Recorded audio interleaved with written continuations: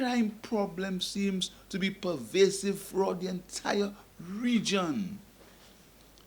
And that's no excuse, but that is a fact. So the government is very concerned. We continue to be concerned, but we have laid out our strategy, and we hope that the elements of the strategy will unfold. Prime Minister Honorable Philip J. Pierre urged citizens to exercise restraint as the government intensifies efforts to address the country's escalating crime rates. Acknowledging the alarming rise in violent crime, the Prime Minister emphasized that the government is exploring crime prevention interventions to curb the trend. Our strategy as far as crime is concerned is pretty simple. One, make the resources available for members of the police force. Two, give the police force the necessary operational independence to do what they have to do. Operational independence.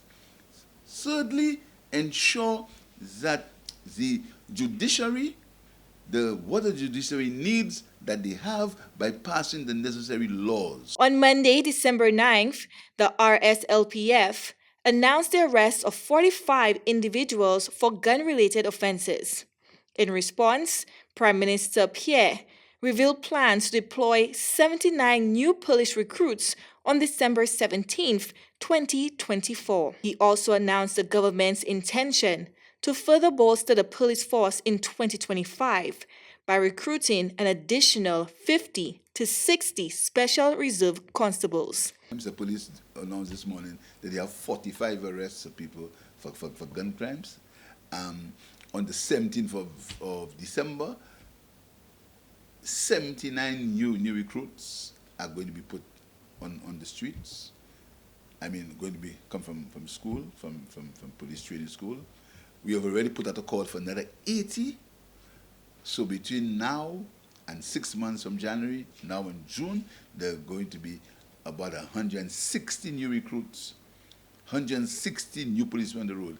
The Prime Minister assured the public that his administration is committed to providing the police with the necessary resources to combat crime effectively. We continue to give the police the resources that they need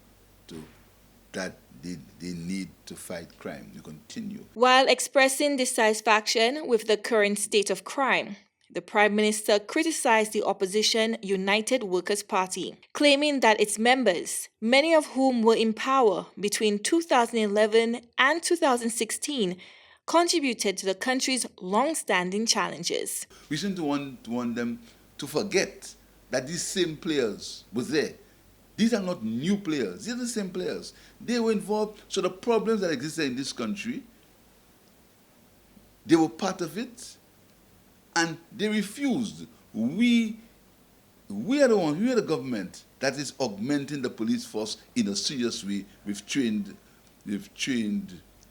police officers. We are the government that started in 2001, 2006 to improve police stations. And now we're doing it with the Grosity Northern Police Headquarters. Highlighting the efforts of the Saint Lucia Labour Party government, Pierre underscored the strides made in strengthening the police force and called on citizens to support ongoing initiatives aimed at creating a safer Saint Lucia.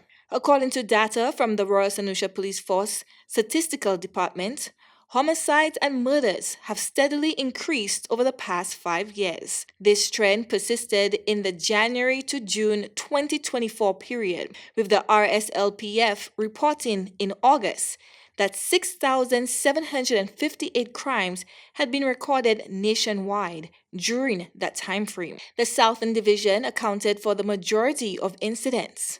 By December, this number has risen further, prompting the Prime Minister to highlight the urgent need for intervention. Chloe Dantes, NBC Prime.